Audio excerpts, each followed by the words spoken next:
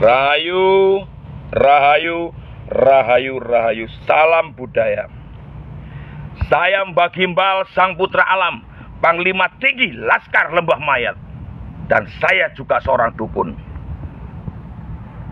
Baru-baru ini saya mengucapkan kalimat permohonan maaf kepada seluruh sahabat, keluarga, ulama, kiai, ustadz, habaib, dan gus-gus di konten orang lain.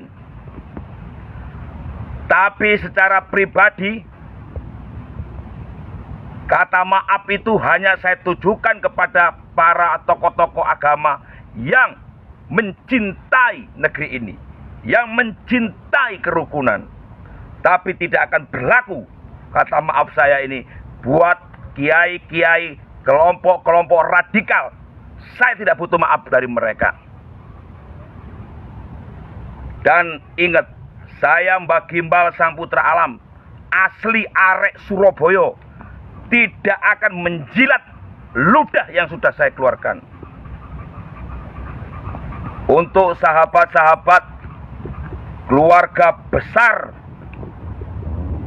dari putra-putra Borneo, saya Mbah Gimbal sebagai orang Jawa bangga melihat persatuan kalian. Dengan slogannya yang luar biasa.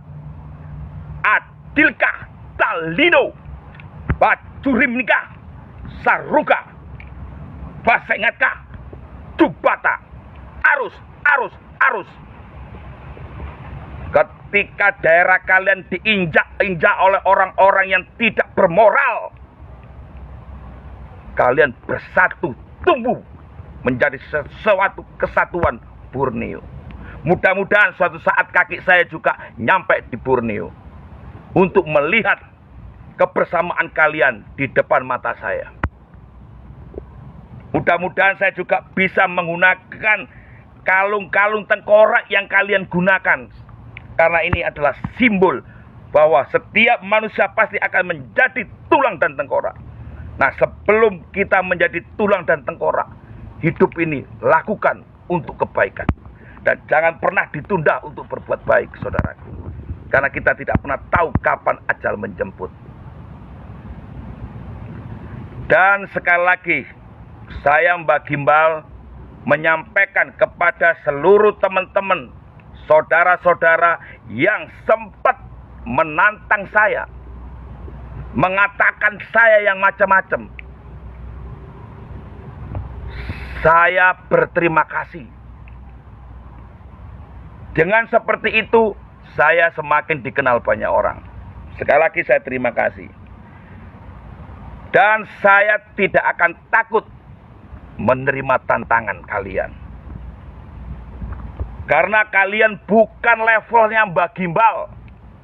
Bukan. Kalian bukan musuhnya Mbah Gimbal. Karena musuh terberat saya adalah diri saya sendiri, yaitu ego dan kesombongan saya. Bagaimana saya harus mengendalikan diri, bukan untuk melayani orang, untuk berantem. Bukan level dari Mbah Gimbal. Maaf, saya penakut. Dengan anak kecil juga saya penakut. Apalagi dengan orang-orang yang punya nama. Saya takut. Takut untuk tidak menghargai diri saya sendiri dan leluhur ketika saya harus melayani kalian-kalian, saudaraku semuanya. Apakah kalian sudah tahu track record Mbah Gimbal selama ini sebagai apa? Sehingga kalian seolah-olah ketika ada berita, kalian potong-potong dan kalian viralkan dan kalian ambil sisi negatifnya. Apakah saya marah? Enggak.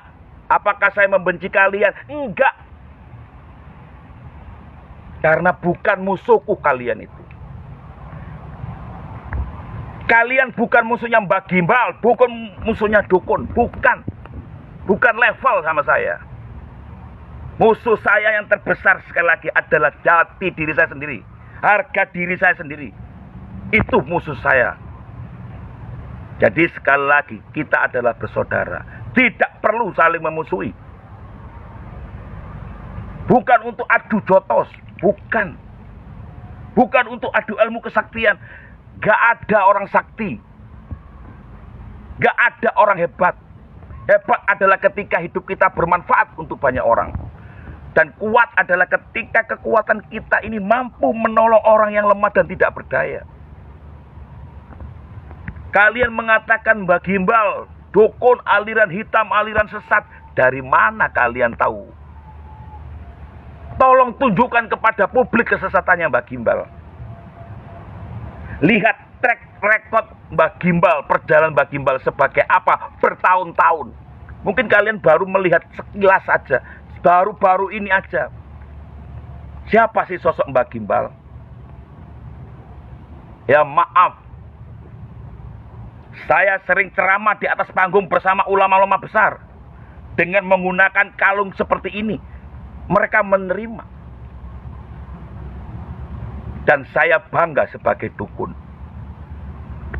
Apa bedanya ulama dengan dukun?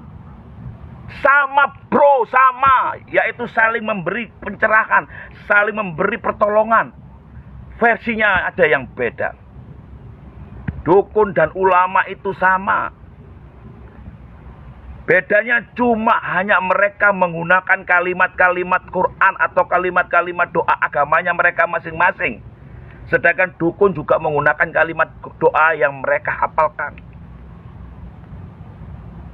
Sekarang dukun dianggap sesuatu yang tabu, dianggap sesuatu yang syirik. Syiriknya dari mana, bro? Coba jelaskan. Sebelum adanya agama-agama import masuk ke Indonesia bumi pertiwi, dukun itu adalah penolong. Mereka membantu proses kelahiran para anak raja, anak rakyat, mengobati orang sakit, melakukan banyak hal-hal yang aneh-aneh, yang ajaib pada zaman-zaman dahulu.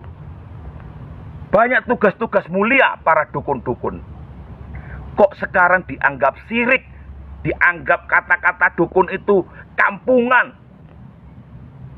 Padahal banyak pelaku terapi ini yang sebenarnya dukun. Misalkan dukun pijet diganti terapis, ujung-ujungnya ya mijet, bro. Dukun, ya. Dukun pijet, tapi gengsi disebut dukun pijet. Terapis disebut paranormal. Beda, bro. Paranormal itu bukan dukun, tahu nggak? Dukun adalah profesi seseorang di bidang tertentu. Ingat ya, dukun adalah profesi seseorang di bidang tertentu. Misalkan dukun pijat, dukun bayi, dukun mantra-mantra, dan lain-lain. Tapi kalau paranormal, itu adalah artinya diambil dari bahasa Yunani, yaitu para, yang artinya peristiwa atau kejadian yang tidak masuk akal dianggap normal. Itulah yang disebut paranormal. Dan dukun punya kewajiban yang sama dengan ulama dan kiai, yaitu sebagai penolong, sebagai spiritual. Spirit memberi semangat, memberi motivasi. Ngerti nggak sih, bro? Hantem, wah dukun, ini dukun. Mana yang namanya dukun itu malu. Jangan malu sekarang ya. Mulai saat ini kalian yang merasa tukang terapi, tukang pijat, jangan malu kalau kalian dipanggil dukun. Dukun itu saringan alam pada zaman dahulu.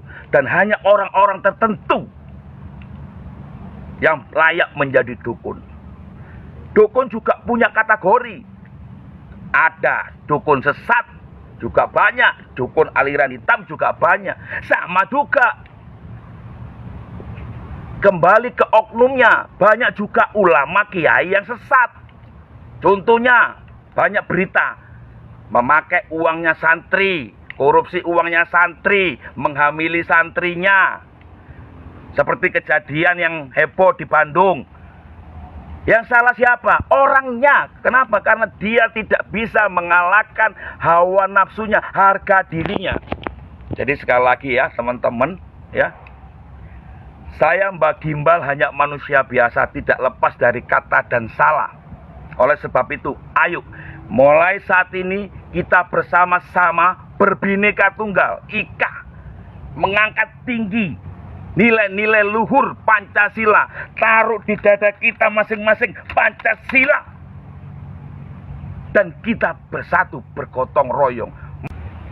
Jangan merasa bahwa kalian adalah orang-orang yang lemah. Jangan, bangkit bersama-sama. Kita bantu pemerintah untuk membuat bumi pertiwi ini kembali tersenyum. Karena Ibu Pertiwi sudah lelah dan capek menangis.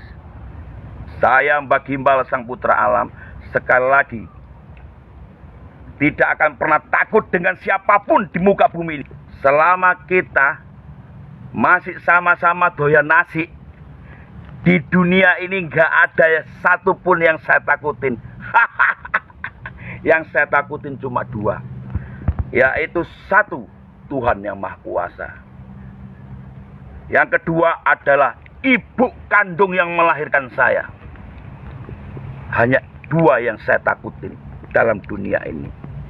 Yang lainnya adalah semua adalah saudara yang tidak perlu kita musuhi, yang tidak perlu kita benci. Bencilah dirimu sendiri ketika kamu dan saya tidak bisa melakukan kebaikan. Malulah kamu dengan Sang Maha Kehidupan. Jadi saudaraku, selama kita diberi kesempatan hidup ini, lakukan kebaikan. Lakukan, jangan pernah ditunda. Dan jangan lagi ada perbedaan antara kita semua. Kita ini satu saudara, satu daerah, satu Nusantara. Indonesia Jaya. Salam hormat dari saya Mbak Gimbal Sang Putra Alam. Rahayu, rahayu, rahayu.